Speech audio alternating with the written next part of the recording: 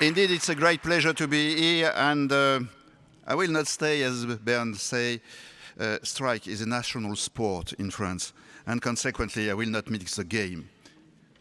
4 years ago, the most severe terrorist attack we have in France since the Second World War happened. And the SAMU, the EMS system, and the French public hospital of the city of Paris were in the front line. As you know, we have in France a system that is very near the one you have. We have mobile intensive care unit, we have physicians trained to take care of patients who have life-threatening emergency and also to work in disaster situation out of the hospital. We have regulating centers, we have close contact with the hospital, all of them works in anesthesiology, critical care, emergency medicine, so we share and exchange information all the day. In fact, the terrorist attack in Paris did not begin in November, but in January. 10 months before, we had two major terrorist attacks. One, you may remember, is the Charlie Hebdo shooting. The staff of this cartoon journal were killed, assassinated by terrorists. And then the terrorists get away and fire randomly people in the city. About 10 deaths and a few dozen of victims. The same week, another commando take hostages in the north of Paris, and we have a first week of terrorist attack then. This was for us a major opportunity to revise the plan and be aware that we will have very severe injured patients after terrorist attack with assault weapon, with military weapons. So we adapt the chain. We have products before, going from the site to an advanced medical post and then to the hospital, to the possibility to go straight away to the operating room to do some damage control surgery. And we also train our team, civilian, but trained with military, in order to have on scene the availability of what we call pre-hospital damage control. That means the control of hemorrhage and to go quickly for the life-saving measure, no more, and then work closely with the surgical team. So this first terrorist attack was the idea to do that. But we have also organizational modification in our thinking. 10 years before, we had a plan in case of multiple bombing in Paris, like in Madrid or like in London. We adapt this plan to the possibility of major shooting, how to coordinate, how to have all our team mobilized in the Paris area at once if it is needed. And we have about 60 teams we can mobilize. So we also work on the fact that there will be a danger. Send all our team to the first site of a multi-site terrorist attack, and that's a nightmare. So we need to coordinate, we need to work together, and all the summit units of the Paris region have begun to work very closely on this scenario and work very closely with the fire brigade, military fire brigade in Paris, with physicians and a lot of EMTs. We have also strengthened the coordination with hospital. In France, all the hospitals have a mass casualty plan. That's the law, but many of them have never used it, and they have not been connected with the EMS system, the mobile intensive care unit, and the medical regulation to do that all together. So we worked on that. We work a lot. And that day, Friday, November 13, at 9 a.m. in the morning, we have what we do very oftenly, drills. The drill was simple. Shooters in the city, 60 victims, hundreds of people injured. And we have worked on that. 60 victims, it looks a lot. Exactly 12 hours after, we were in the middle of the real terrorist attack. In the evening, we had a lot of people killed, a lot of people injured, and we have at least 7 terrorist groups and 3 zones with multiple sites in this zone of terrorist attack. You see the map of Paris, you see the north, you see the east part of Paris, where the majority of the shooting happens, and then the first bomb explodes in the Stade de France. Stade de France, as you know, is the big stadium of Paris, and that day, we were playing against Germany.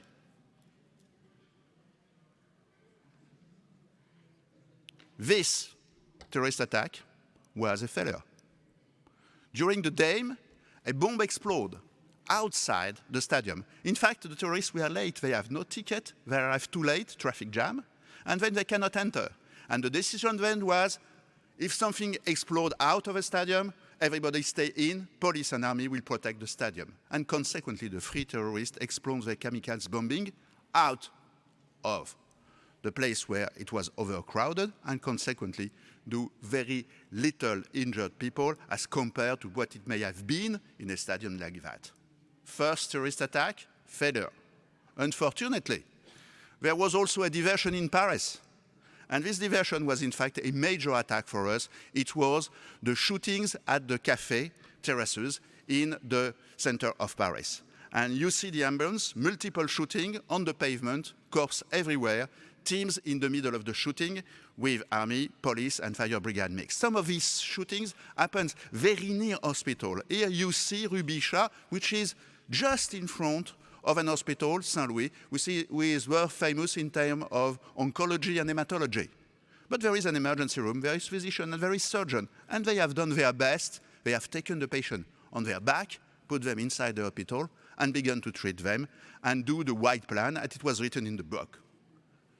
Not far away, another shooting. Dozens of persons. In the Rue de Charonne, you are at 500 meters of Saint-Antoine Hospital, famous hospital for orthopedy. They can do orthopedic surgery anytime. And there were a lot of patients needing orthopedic surgery. We can triage this patient. We have done that and sent there, very near the scene, the patient to the ward that was able to take them immediately in charge and take the right surgery performed. Another point is that we have underestimated the fact that in a city when there is a shooting, you cannot go where you want to go. That means to the hospital. It's unsafe, it's cordoned by the police. There were active shooters, there was police cordoning the street. Don't go there, doctor, it's shooting. So you can do as quickly as you want. And you don't know if you are in a red zone, in a green zone, in a safe place or not. It's impossible to know. The third site was the Bataclan Theater. In this theater, 1,400 persons were listening a concert. And the terrorists went in, take all these persons into hostages, and began to shoot them from the stage, like here. It was clearly assassination, and this has taken several hours for the police to enter, for the army, the military police, to help them to neutralize the terrorists. As you see in this map, you see that there was the theater, there was a red with shooting all around, and we also, in that case, used the possibility to make a victim nest protected by forces in order, after that, to evacuate the victim to our system, the advanced medical post, and take them to the hospital quickly, and to the hospital that can operate them immediately if it is needed. 3 hours of hostage taking for more than 1,000 people, and clearly that was a nightmare. That night I was indeed on that place. You see the ambulance, you see the way we organized near the scene. We thought we were in a safe place, but we were not. In the middle of the hostage taking, one of the terrorists get out, and we received impact of Kalashnikov bullet just near the place where the physician and the patient went. So you see the physician, you don't see the patient. You know why? They are under the physicians. At that time, in the headquarters of the SAMU, we used the coordination for all the forces we have in Prehospital care. We received a lot of emergency calls. All the services were overwhelmed by thousands of calls in few minutes, and we have then mobilized our system. 60 MICU teams were mobilized that night to be heard. We have clearly analyzed all these things, and now, 4 years ago, we have a lot of data, but we have very quickly give the first result and publish this paper when we observed that among the victims, the mortality arriving in the hospital was low, and that we were able to decrease the inter-hospital transfer, no transfer in the first 2 hours, the 8 few hours, because the patients were sent to hospital, prepared to receive the patient. That's the very important point. Let's have a look now. Most of you are working in hospital. What happens in the largest trauma center we have in Paris, the Pitié-Salpêtrière Hospital. This hospital was immediately alerted and decided to call back a lot of personnel, and he was able to activate simultaneously 10 operating rooms at the same time, operating 53 victims. Pitié-Salpêtrière also had organized all his rooms and places in order to triage the victim a second time, triage on the scene, triage on arrival, a zone for acute emergency, absolute emergency, a zone for relative emergency, where the surgical treatment may be postponed for a few hours. And consequently, they worked very well. The Saint-Louis Hospital, the one with the shooting just in front, did its best. And in this hospital, you see on the back of the slide what the post-surgical care room is in case of disaster in France. It's used as a new intensive care unit in order to deal, to triage, and to treat the patient. In this hospital, there were surgeons, but there were no thoracic surgeons. So the idea was to send them surgeons from another public hospital and not to transfer the patient, to use the base we have in order to be more effective. We have published very recently the analysis of all these patients. In this paper, you will see the flowchart of the casualty we have in all the hospitals in Paris, and we'll see also something about the delay. I just want to show you one thing. Some of the patients arrived late in hospital because we were not able to evacuate them. But when they arrive in hospital, all the system was ready to take them, and consequently, when they arrive, if they need surgical hemostasis, it's immediately. No time left, not a minute, they go to the operating room. And we also observe that the patient after the gunshot and the explosion were not exactly the same, and that probably the gunshot wound need more resources, more surgical intervention, and more general surgery at once when they arrive in the hospital. You can have access to all this data and a lot of things. One point we have clearly underestimated was the fact that the consequences psychological for the teams were important. This was a burst of violence, and we observed that the day after, one of the physicians in this meeting, this young physician, has been killed. She was at the wrong place. She was with her boyfriend just in front in Hôpital Saint-Louis, the place you've seen the hospital, and she was killed out of first base, but she was killed during that night. All the young physicians that were out, they consider that there was in the middle of a terrible night. What have we learned? The first thing is what I'm doing now. We have to report it. We have to share it. And clearly, the aim is not to say we are good. It's to say what we have done, maybe we'll do better next time, because we can share everything. We have also adapted our medical practice to the fact that civilian teams may be in the middle of war action. And consequently, we have worked with the military to be able to provide combat casualty care if it is needed, and to do that with all our teams. And you see in our plan now, we have the people, but we have also the possibility that there will be extraction under fire, and that the civilian will be in place, the military in other, and the police do its job. We communicate and we share the way we work. This is important because terrorism is clearly something complicated to deal with. Killing, spreading fear and panic means that they will use a lot of various models. And indeed, it will be the truck in the crowd, like in Nice the year after, but it will be a very simple attack or very complicated attack. The only point I'm sure of it is that you will never have the plan you need at the time you need it. So don't work on a plan. The disaster plan has no brain. You have to adapt and to think about the tactics you will use by using your plan as a toolbox and taking the part that is immediately adapt to what you have to do. Second major lesson, coordinate. We have worked on coordination, and we don't have worked enough on coordination.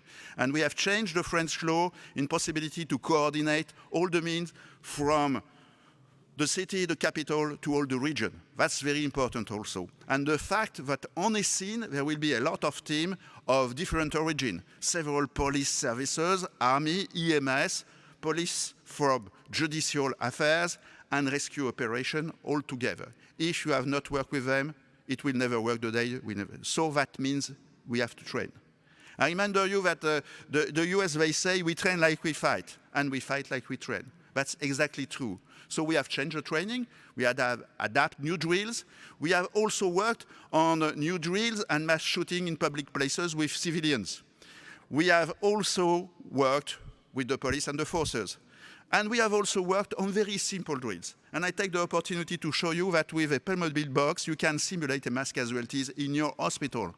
And everybody will look what he has to do, what he has to say. That's inexpensive. Making a drills with all the people you need in a disaster situation, it's a lot of time, a lot of money. This, you can do it immediately at once, and you can work with it.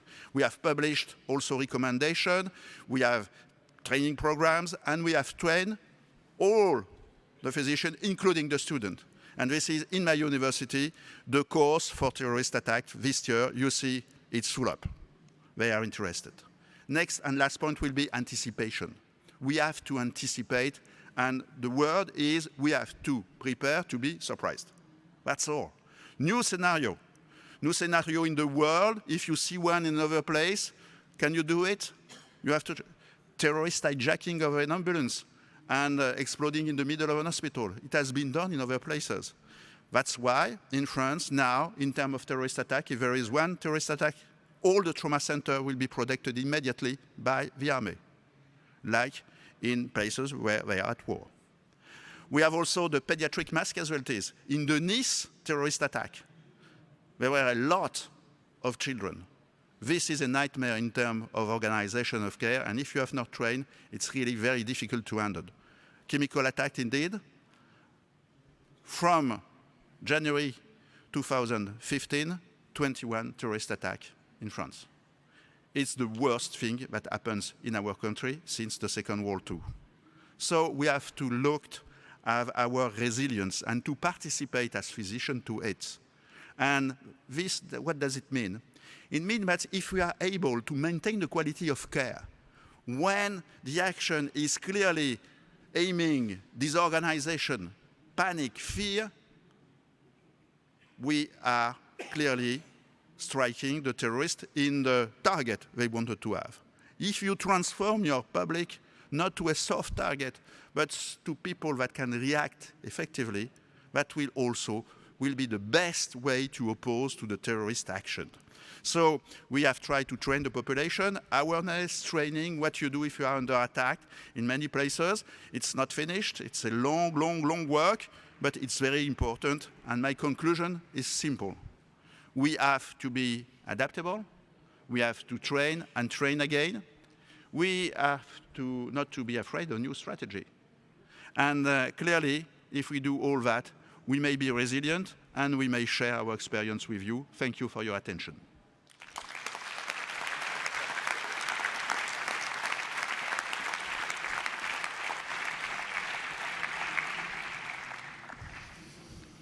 Thank you very much, Pierre, for this very impressive and very important talk on what is your experience with all the attacks in Paris and what are your lessons learned. So we have time for some questions, if you like. And please go to the microphone and use the chance that we have the leading EMS physicians of Paris and France today at DV19 in Hamburg. Any questions? Yes, please, Helia. Sir, I've got a question. What's your recommendation concerning ID cards for physicians and nurses to access the hospital? What's your recommendation concerning military or police forces to protect this hospital concerning second hit attacks and something like this? Okay, quick comment on that. My hospital card is with my computer. I have just taken it off because I was here. We wear the card all the time. That's the basis. The second point is to train with the forces that will protect you. As you know, we have an organization at France at the time being. The forces that are in Mali, in foreign exploration, they rest in Paris during the terrorist, let's say, something like patrolling in the city. But it's very intelligent patrolling, and they make recognizing all the people and all the places. So when they change, they come to the hospital, they come to the SAMU, and they stay for several hours looking at the people, looking not at every face, but the way they look. So if they have to triage them, they can spot quickly the one that it is not at the right place. And we do that. And the strategy is very simple. They have done for Paris what they have done in other places. There is 2 levels of blockade for people, circulation, and 2 checkpoints. So if something explodes, it will explode at 500 meters from the hospital, far away.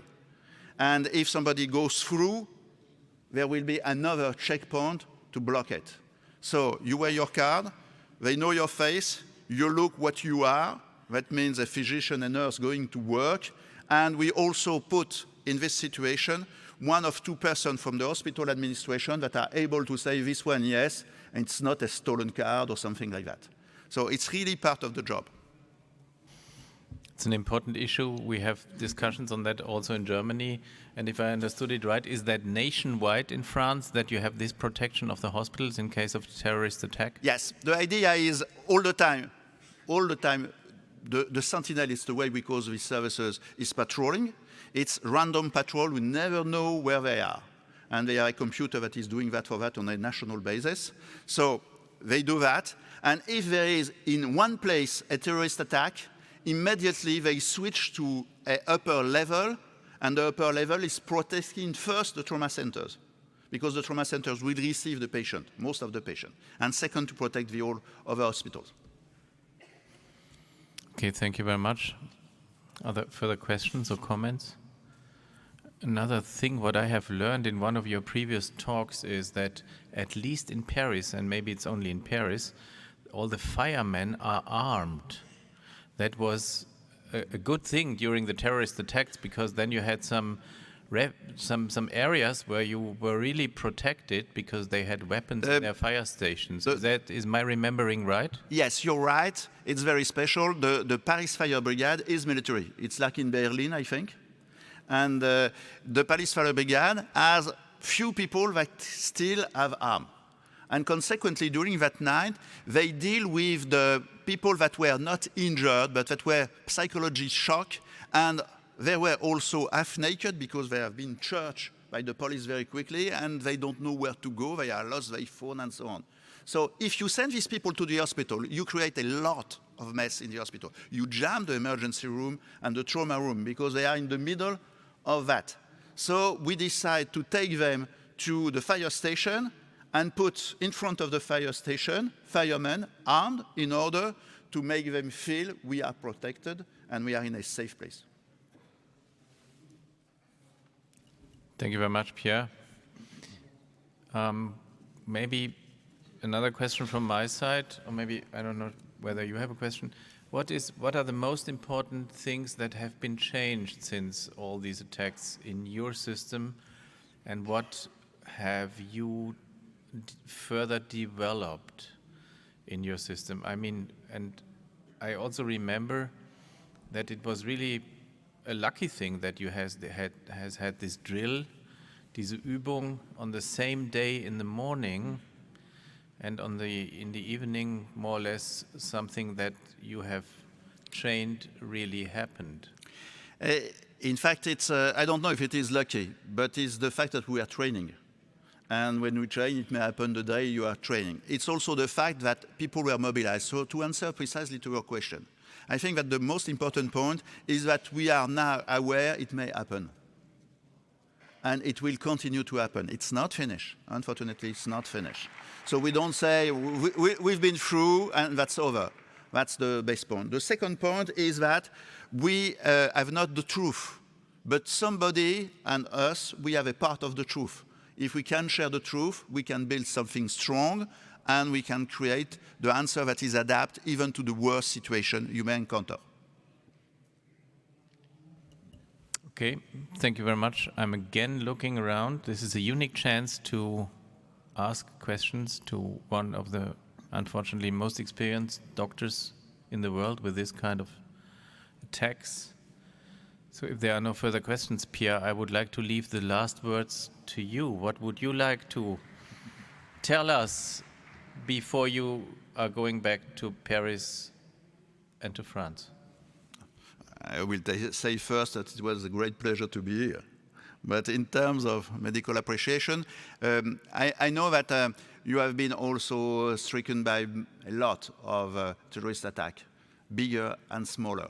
And I think that we physicians, when I say physicians, that means teams, we share this burden. We share all this burden. And when you are attacked, when the Belgians are attacked, when Paris is attacked, it's exactly the same. All our community is part of this, and the answer is also a community answer to that.